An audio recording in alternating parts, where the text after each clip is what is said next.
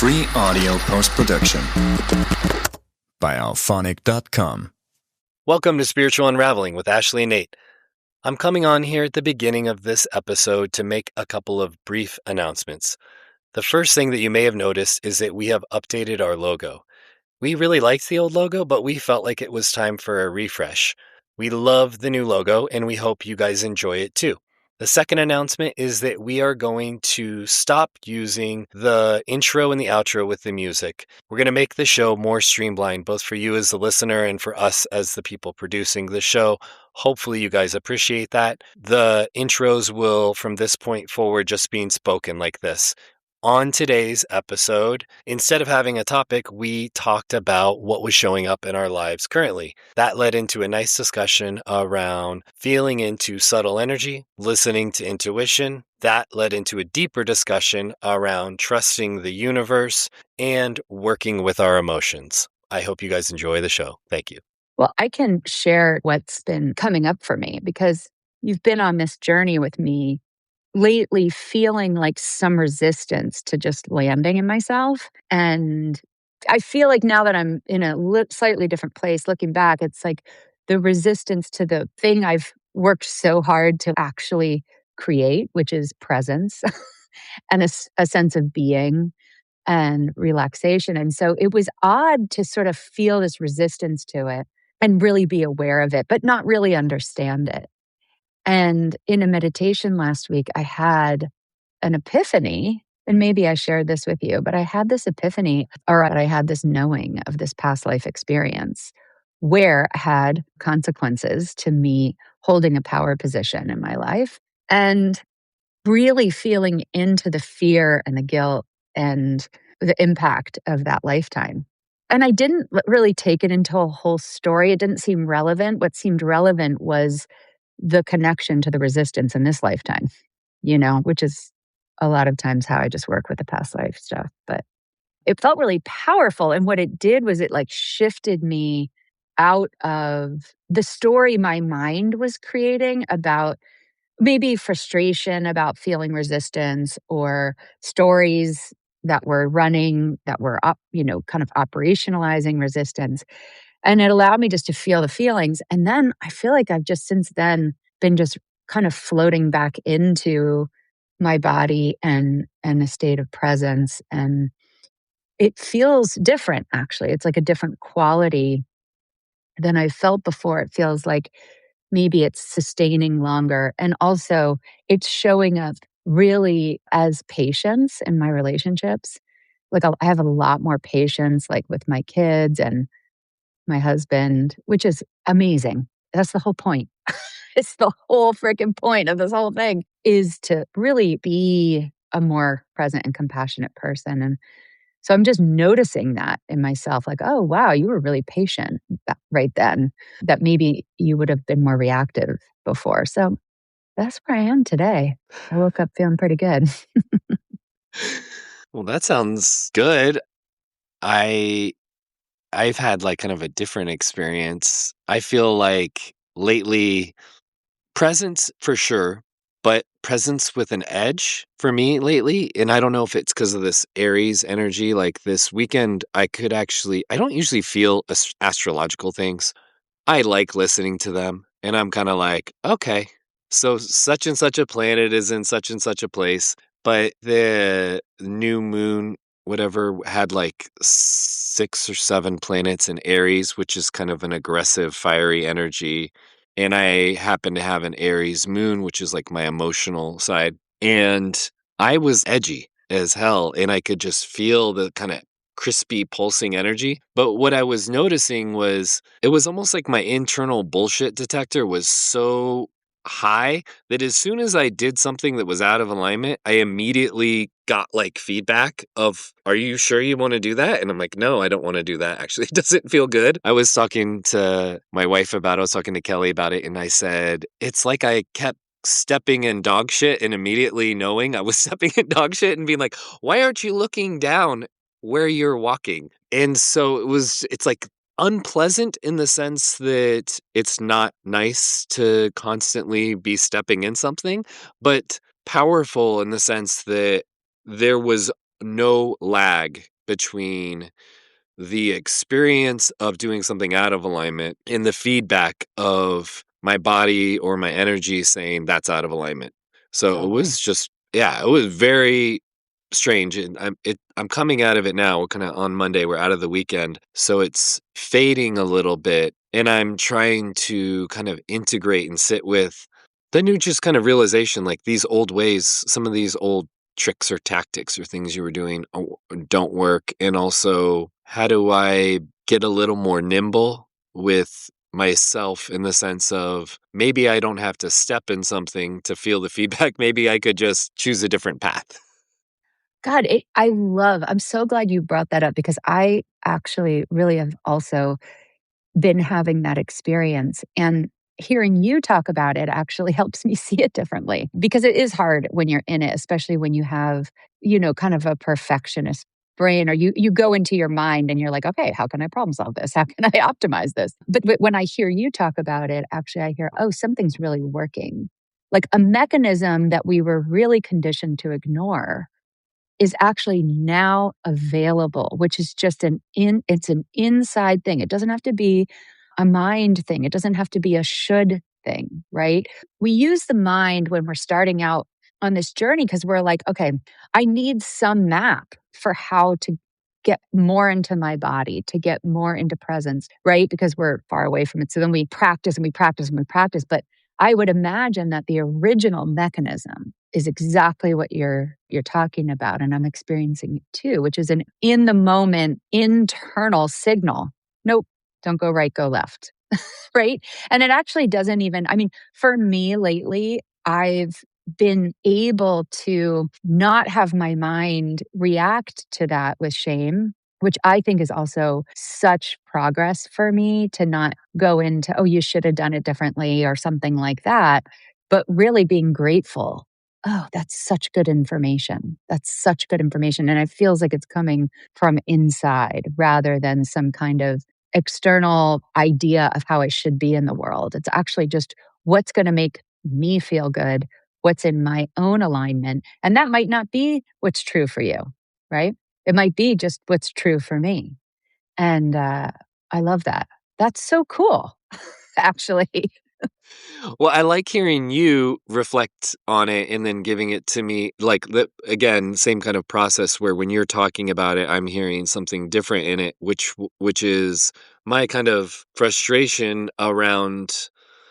Basically, I like my analogy is I have a new tool, but I haven't used it very much. And there's that kind of moment where if you have a new tool and you're using it and you're really excited about its properties, you're like, oh, it does this stuff. But you're like, but in the hand, like in the actual working with it, it's still a little clumsy because it's new. And it's funny, I was basically when I was reporting my kind of the way it was feeling to me, I feel like now I'm like, "You're bitching about a new tool. New tools are cool, and they take time to learn." Like, just go a little easier, Nate. It's actually a birthright mechanism. I don't Right. think it's even a tool.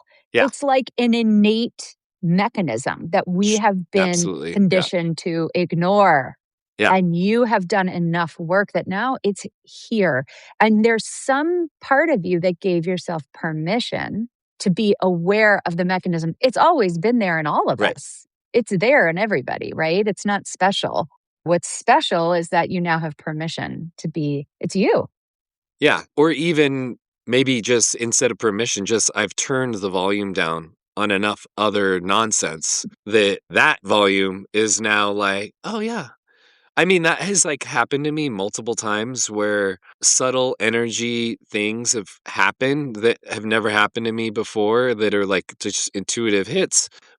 I don't have a ton of big kind of intuitive aha moments, but this last 2 weeks, I have had a ton, and just, like, one of them recently this weekend, I was trying to put up this sensory swing for my kids, and I had to do a workaround in our new house to figure out how to make it work, and I took the holding mechanism, which is like this metal plate that goes into the ceiling. I took it with me to the hardware store because I needed to buy new bolts, and I'm there, I'm buying things, I get the stuff I need. I come back home, and like anybody who knows the hardware store a merry-go-round. I realized I didn't get everything I needed.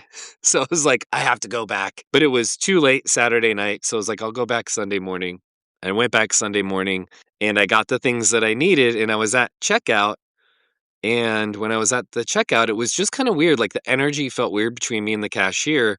She rang me up, but while she was ringing me up, she moved this random piece of tubing that was on the checkout table. And she was like, oh, the gentleman before you forgot this. He's going to hate himself. He's going to have to come back for this later today. I'll just set it aside. And I was like, okay, random, like a little bit of an overshare. I was like, all right, great. I get in the car, I go home. And then I realized I had left something at the hardware store and I had to go back and get it. And I was annoyed with myself. It was like, I was like, whoa, it's like a weird deja vu. In the moment, I just thought it was random that she was saying that. And I didn't even realize it until like a couple hours later. And I was like, I think I left that thing at the hardware store. And now I'm thinking about it. And that woman was basically cueing me into, hey, you left something here, but I wasn't quite there enough. So again, I don't want to go into my story of I'm not good at reading signs. My updated story is I'm receiving signs and I'm getting them. Now I need to fine tune my receiver, right? The signal is coming and I just am new, or it's new to me at least, starting to live from that place of like, oh, maybe I should look into the subtle signs that I'm being shown instead of just the kind of obvious 3D big ones. Oh, well, I love that story so much. There's so much to talk about in here. There's so many different parts of it. I'm going to say one thing, but I think we can come back and go in a lot of different directions. But one thing that's really been coming in lately, because I've also done a lot of clearing of junk. I don't remember what you use, but the BS stuff, like the clearing away allows you to be more present, right? And even notice the signs, which gosh, have they been there the whole time? And we've been tuned into a different channel. So we're just not even paying attention to them.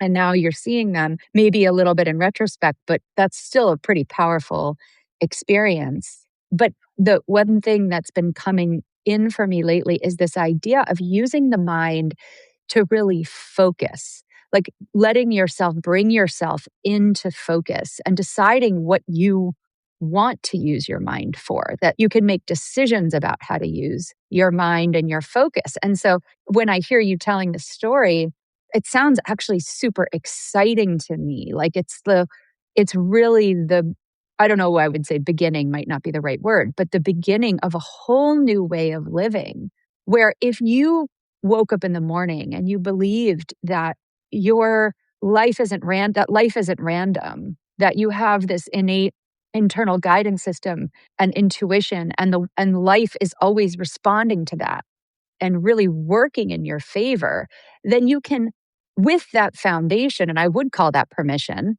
because I think that's a major permission slip if you really believe in that.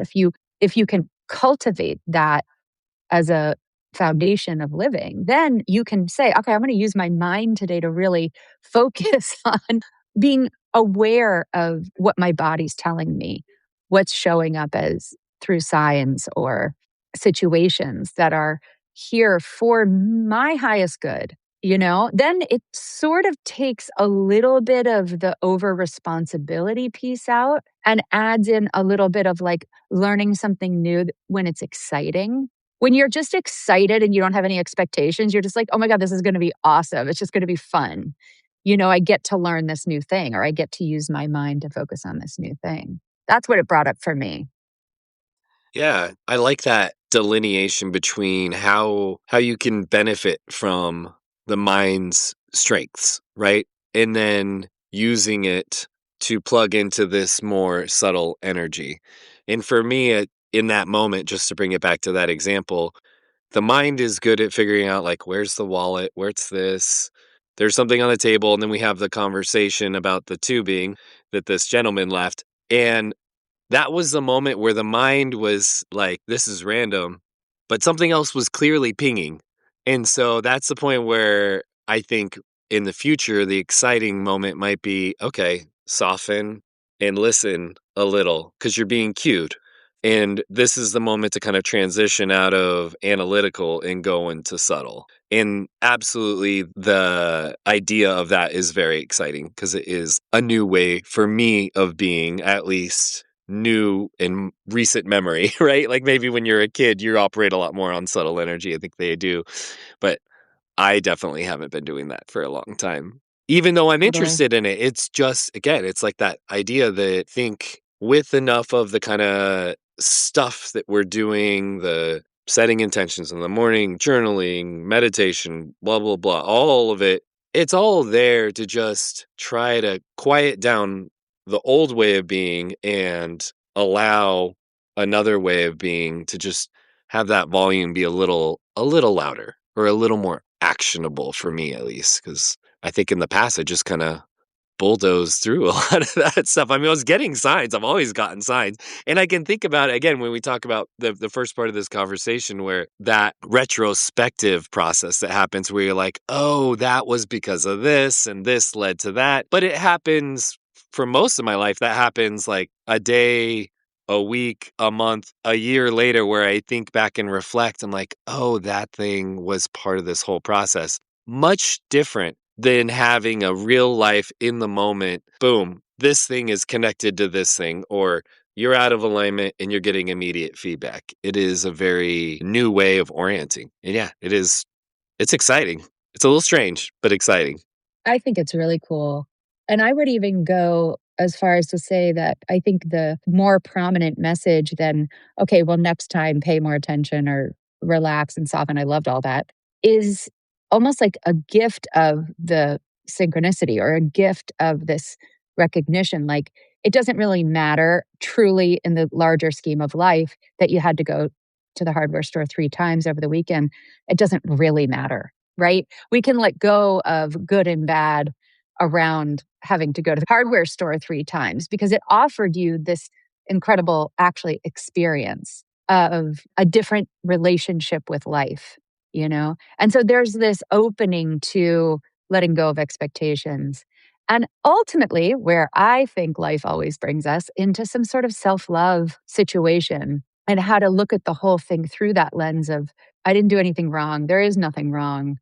Going to the hardware store 3 times isn't a problem. There actually isn't a problem. This happened to me. I was trying to think of the example, but it was the same thing where I had to go back. You know, I had driven somewhere and then I had to drive back. And I had a moment of conscious awareness when I was driving back that I had been annoyed that I had to drive back. And I'm thinking, why? Why do I need to overlay going back with being annoyed? And I just let go of that. And then something really cool happened when I went back. Now I can't remember the specifics of the story, but that moment sat with me of like, I'm limiting my experience of life. I'm putting limitations on how I experience just being alive by having these expectations. And if I just let them go, who knows what happens and what can happen, you know, in a very real, tangible way, not in a fantastical way or a bypassing way, but like in an actual way. And if we're present and we're really giving ourselves a chance to receive life as it's unfolding, we're going to see that. I mean, we're really going to experience that mass intelligence or aliveness or whatever. It's like a living on a different frequency or of how you really open to things. So all the stories are cool and all the ways that our mind can organize it and like re-experience it by thinking about it are so cool. But the actual foundation is neutrality. The actual foundation is just kind of what you described, like soften and open and release expectation and get into presence. And there we are. I would say another big thing that's coming up for me is that recognizing. So, you know, I've been at this for 30 years, practicing, but really recognizing that actual true presence sustained as a human on the planet is power. And that it is a very powerful way to live and a very empowered way to live because you're sort of deciding your perspective on life and you're owning your experience in a way that I think our minds have been conditioned to attach to all the shoulds and how we're supposed to be. And we're sort of disconnected from the actual experience of life. So it's like a very empowering, powerful way to live that I think I've been easing into because I don't know. I don't know why we're so scared of our own power, but I am. Apparently. Yeah. Well, I think a lot of it is, as you were talking about, it just kind of comes from conditioning, and then stepping out of that conditioning kind of has an innate fear built into it, because I think a lot of the conditioning that we all experience as humans is, it's consequence based. If you live this way, you're going to have this. Like, there's a lot of that fear stuff that gets implanted in us when we're very little. And there's a very strong aspect of our brain, like the limbic center, that just, it's like fight or flight. Of course, it's going to get triggered very easily. And it is the kind of process that you and I have been going through over years and years, is calming that part, letting it have its thing, letting it be okay to have that response, but also say, but that's not what's really happening. That's a whole storyline that is built on this conditioned implant that you have. And it's funny because it builds out quite elaborately. But when you come back to the core truth of, was that initial implanted message accurate or true? No, it wasn't. And then it has this whole big lifespan and a culture and everything that's built around it. And you were mentioning it when you were sharing your story, which was similar to mine, which two big components of it are expectations, which come down to control, and temporal things like time and limitation, and how much those kind of weird concepts can hijack intuitive or subtle energy living. Like, they're big presences in the non kind of aware consciousness. They take up a lot of space. Expectation and time. It's like they come into the room and they push everything else around if you're not aware of them. If you're not like, oh, expectation and time, you guys are here, we love you, but also go play with the Legos in the corner because we don't need you right now. Like, just, it's okay. You can have your say, but you also don't need to come in and bully all the other energies in the room around, which is kind of what they do. Mhm. It's very strange. The other thing that was coming out of that was, and you were talking about it, is that when those pieces of you can kind of get a little chilled out, you do step into a more powerful and sovereign place, because your guidance system is internal, not external, and expectation and time are external motivators. They are things that live outside of you. They're not necessarily things that are yours. They're concepts. They're things that we have been we're used to them, but they're not inherent within us. Our own guidance system is a very different kind of energy. And that's where you were saying that the excitement is, you can feel really empowered when you start living from this other place. And it goes back to our favorite word, which is just sovereignty. It's like you're stepping into Totally. that in a very different way. So, Totally. yeah. Go ahead. What were you going to say? Well, I think something that came up for me when you were talking is this idea of trust. Hmm. And I think that, when you're talking about expectations and time, it's like a distraction because we don't have trust. We're not landing in a seat of trust of life. So then we have to overlay, it's like we create this whole story about how life is not working for us, when actually life is probably working out more than you could ever even know. Right? There's probably more things that we could ever possibly even understand about what this life is about and what we're all doing here. But there's a good story about trust that came up last week with my son, where he had an appointment to go take his driver's license test, and they got to the DMV, and he had already the month before shown up for an appointment to take the test, and he didn't have the correct paperwork. So it takes about a month to get an appointment. So they came back and they got there, and they said at the DMV, they said, "You don't have an appointment. We don't have your name in the system at all." And he was there with my husband and he was so disappointed. I mean, he really went into some deep disappointment. And, as the mom, I'm also seeing that he's had a lot of disappointments in the last couple months. So I'm also seeing that maybe those other disappointments were hitching a ride a little bit into this deep disappointment that happened because he was so excited about this test. And they had gone in the afternoon. This was, it was an afternoon appointment.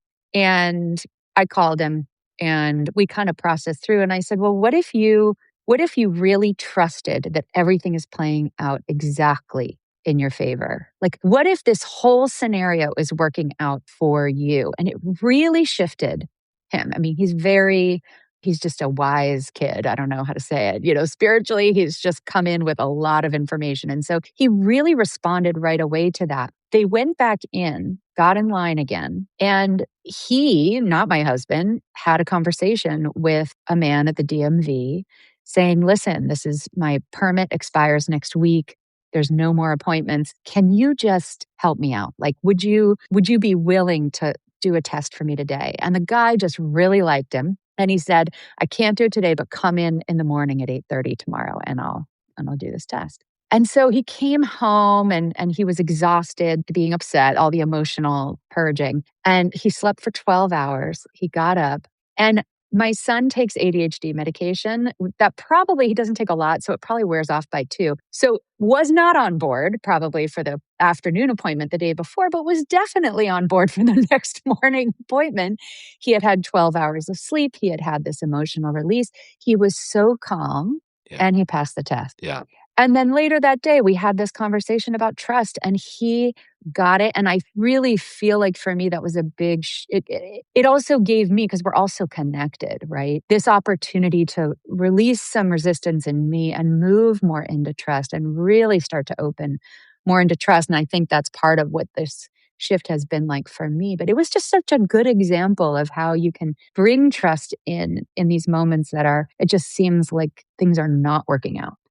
Right. That is a great story. And also, he and you and your husband, you all got to have this restorative experience with the DMV also, which is a human to human interaction. I'm putting myself out there. I'm being vulnerable. I need someone to help me out, to go a little bit above and beyond and to get that confirmation that stuff happens, and a lot of that has to do with the kind of energy and the heart that we bring to those places. And you don't think about the DMV as being a place that people bring a lot of positive energy or heart-centeredness. But it's pretty funny because it works there just like it works everywhere else. You go open-hearted to this gentleman and he got this message, which is beautiful. And I love how you're absolutely right, that energy of anticipation, excitement, all of those nerves were there for him. And how you and I orient to the world, the way that we would tell the story is in the universe just gently said, go home, get a full night's sleep, get all your meds on board, be calm, go in with presence, and pass your test. And that's what happened. I mean, it's funny because we talked last week, but we didn't record. And this was the major theme of what you and I talked about, was stepping more and more into this deep knowing of everything is working out for my highest good. And the thing that I love about that message is that it works on multiple levels. It works for you and I because we just believe it at a core level, that we think that that's how the universe operates, right? That we live in a benevolent universe and that the energy we put out gets mirrored back, and that there will be stop signs in life that are usually there to just kind of put you in the right position for the next green light. But it also just works at a very 3D level of saying, how do you orient to the world if you're always problematizing things, or you're always in a place of being angry or not accepting what you're being presented with? The world is going to be a very rough place. It's such a different way. I mean, for a lot of people that don't have a spiritual belief, it's just kind of positive psychology, which is, okay, I'm going to roll with this. It's all going to work out in the end. And it goes back to what you were saying, which is trust and allowance and surrender. And these words all they're all getting around this thing, which is back to expectation? How do we release this grip that we have on expectation that, again, I think is something that was taught to us or given to us that isn't necessarily, there's a certain level of understanding inputs and outputs. At a very basic level, that part of expectations is a good thing.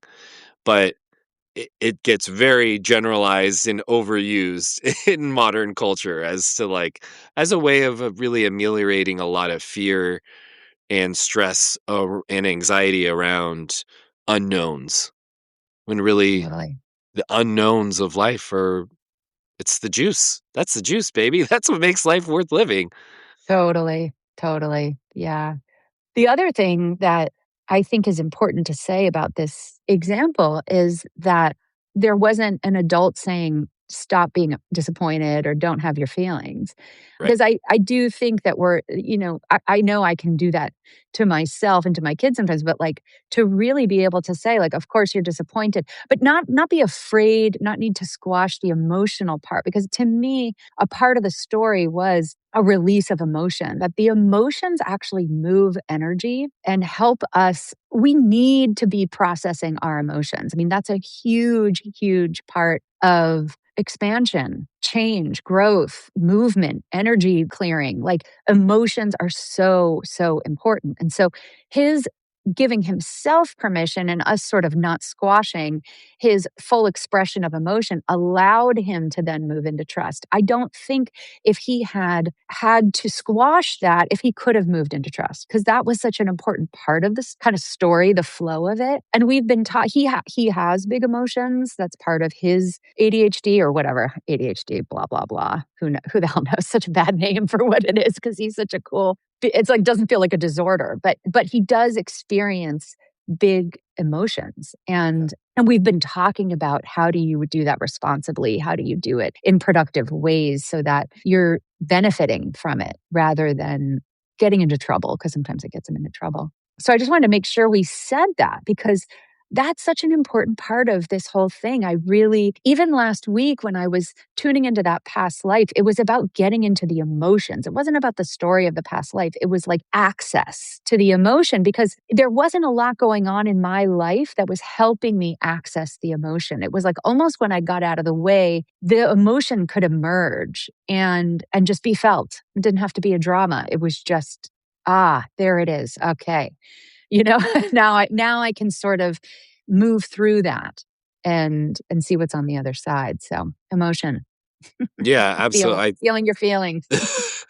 Well, just very simply, stuck emotions is resistance in life. Emotions that move through you is flow with life. I mean, that's a very core fundamental principle of what you and I believe, at least.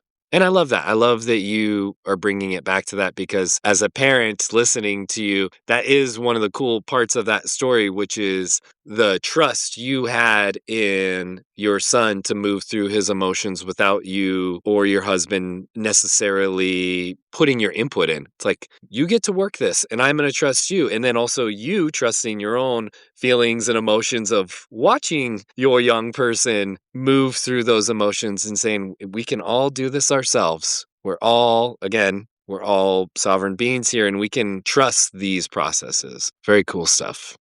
Yeah. Well, this was fun. And I always feel excited and uplifted and inspired and really moved by our conversation. So thank you. Yeah, thank you. That was a lot of fun. Free audio post-production by alphonic.com.